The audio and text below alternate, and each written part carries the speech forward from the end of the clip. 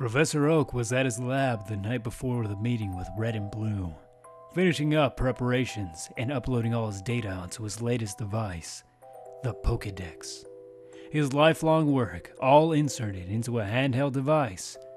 Truly his greatest achievement. But at the same time, Team Rocket was plotting a sneak attack to go into the night and infiltrate Oak's lab to steal the latest innovation this region had to offer. They made their way to the lab and used their poison-type Pokémon to circulate the fumes into the building, knocking anyone in its path unconscious and leaving an opening, sending in the gas.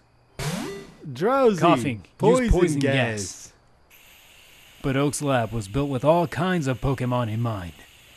The procedures to ventilate the dangerous volume of gas were kicked into gear, and in a moment, the threat was eliminated. But no matter, the boss would have his way. A mission this important he couldn't risk sending mere goons to take care of. He had to handle this himself. He enters the lab, his grunts following at a distance. A vast variety of Pokémon standing behind him, a sight that would intimidate anyone. But Oak remained composed. What are you doing here? My lab is closed. You'll need to come back in the morning. Don't play dumb. You know why we're here. Oak remained quiet. What was going on in his head? A mystery.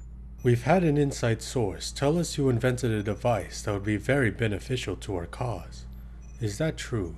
What I've created is a device to bring a better understanding of Pokémon. A means to bring peace and unity. Something made for good. Could never benefit scum like you. My methods are beyond your understanding.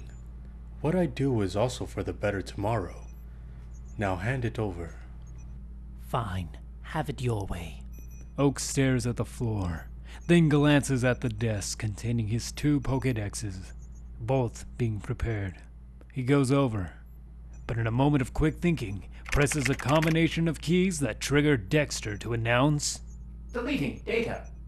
In a fit of shock, Giovanni summons his Persian and he lunges at Oak, clawing a massive scar into his forehead. Before he could figure out his next move, the robotic assistant announced the final message. Complete. Well played, Oak. What are we gonna do now, boss? Bring him back to the lab. This may not be a waste of time after all. Yes, sir, Geodude. Returning back to the base, Oak's body was prepared. Having his insides removed and skin cleansed, Gengar, who followed close behind the path of death, stood by Giovanni, who was wearing a new Oak skin suit, with a sewn-up scar and a strangely purple shadow. Oak Gaming. When the time had come, he opened his doors and said, Welcome to the world of Pokémon. So that's the story of 2 men with dreams, and what they do to accomplish it.